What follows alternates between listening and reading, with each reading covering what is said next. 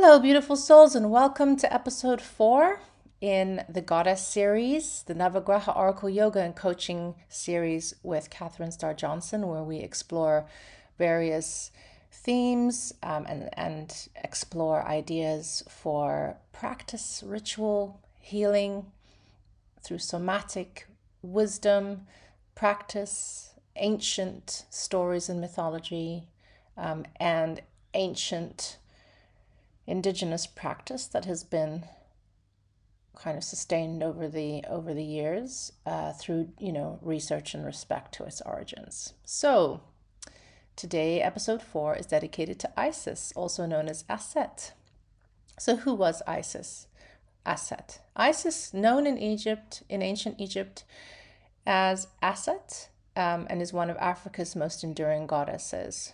And I want to be clear that obviously the Kemetic gods and goddesses were spread far beyond what is known as today's present boundaries of the nation of Egypt. I will discuss that. So she was worshipped for over 3 millennia, and her name means throne, symbolizing sovereignty and the feminine foundation of leadership.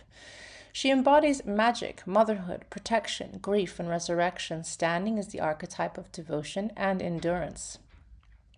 The primary sources for her are the Pyramid Texts, the Old Kingdom, Coffin Texts from the Middle Kingdom, what is called the Egyptian Book of the Dead, and the temple inscriptions from Philae, Abydos, and Dendera. Plutarch's book also was Greek commentary on Isis and Osiris, and there are quite a few mentions of Isis within kind of Greek mythology, which in some historic lineage kind of continues on from the ancient kind of Kemetic traditions. These texts portray Isis as the goddess of profound intelligence and magical skill, central to the cosmic order and the cycle of life, death, and rebirth. So Isis's worship extended across Egypt, Nubia, and the Mediterranean, involving temple devotion to household rituals and mystery cults. And when I say mystery cults, I think actually that's more a progression of time where she was very prominent and prevalent in the cultures of that time. But as time progressed and other kind of kingdoms became overrun by different kind of practices and cultures, that her practice became less prominent, and people who still continued that process on probably did it more in secret. So her sanctuaries were at Philae, Abydos, and Dendera, hosted daily offerings of food, incense, and song. Priests and priestesses trained in Heka, which was considered a form of magic, ritual speech, and healing arts, invoking her presence for protection and renewal. She was believed to be present, listening and intervening in all human affairs. So in the households of people at the time, families kept small figurines of her, statues, amulets, and they would use her to pray for safe childbirth, emotional strength, and guidance through grief. Her worship was intimate and a daily conversation between the divine and the human heart. There were mourning rituals, so she was evoked during the time of loss. In funerary rites, mourners reenacted the lamentations of Isis and Nephthys, transforming grief into sacred ritual. And then later, as I said, her cult spread to Alexandria, Delos, and Rome, where in this region there were more prominent figures perhaps, and a variety, very rich kind of mixed culture of peoples and belief systems traveling through those areas at the time. But some were probably more accepted than others. So where initiates learn purification, devotion, and the secrets of rebirth. Plutarch wrote, Isis teaches humanity to heal, to endure, and to overcome. So her sacred symbols are the throne, the hieroglyphs of sovereignty, Tjet, which is the knot of Isis, protection and healing, the Ankh, a very prominent surviving symbol of the ancient wisdom from the Kemetic beliefs and rituals of the region of Egypt at the time. Life force, the sistrum, clearing stagnant energy, the wings, resurrection and protection, and wings. There's much more kind of information on wings as they are presented throughout much of the ancient statues of that region as well. So the myths of Isis and Osiris.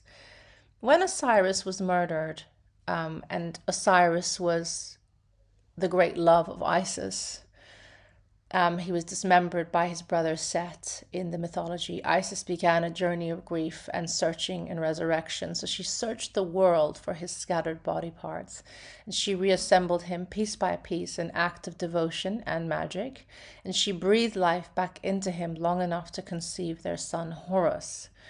Osiris became ruler of the underworld. And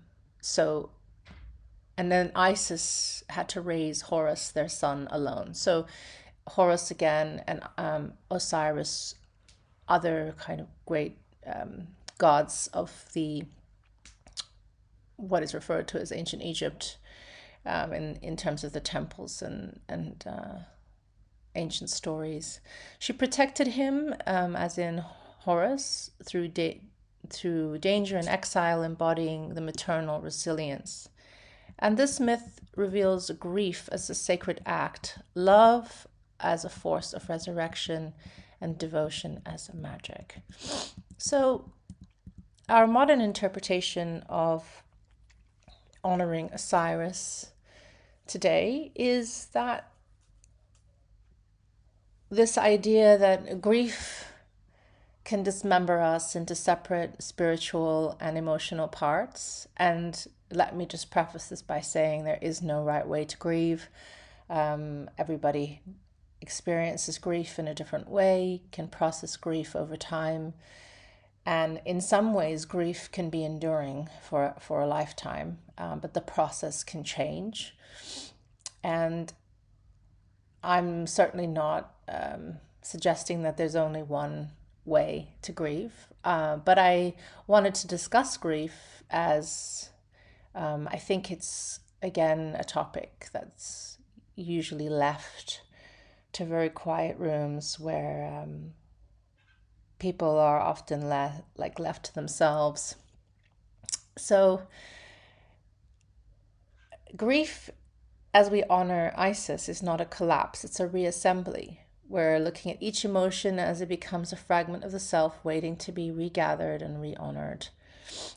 So we're going to talk about reassembly as somatic healing. So Isis's act mirrors our healing process. We're reclaiming forgotten strengths, integrating fragmented emotions, rebuilding identity after rupture, and exploring how devotion can be resilience. So her devotion is not self-sacrifice. It's a commitment to life. Resilience arises from devotion to healing, truth, and renewal. And magic is inner wisdom. So Kemetic Heka becomes our modern intuition, the embodied wisdom that transforms pain into purpose, sovereignty through grief. Isis the Throne teaches that sovereignty is born through endurance. Grief does not diminish power, it creates it. So our somatic practice for today's episode is the reassembly ritual through the wings of Isis. So standing or sitting tall, actually perhaps before you begin this process, you might want to really research images of the goddess Isis, as she is stunning, and her wings and the colors and all of the dimensions of her she's represented. You might want to research those images so that you can get a really clear picture of how that resonates for you, if it resonates with you. So standing or sitting tall, imagine Isis's wings behind you. Take a deep inhale through the nose.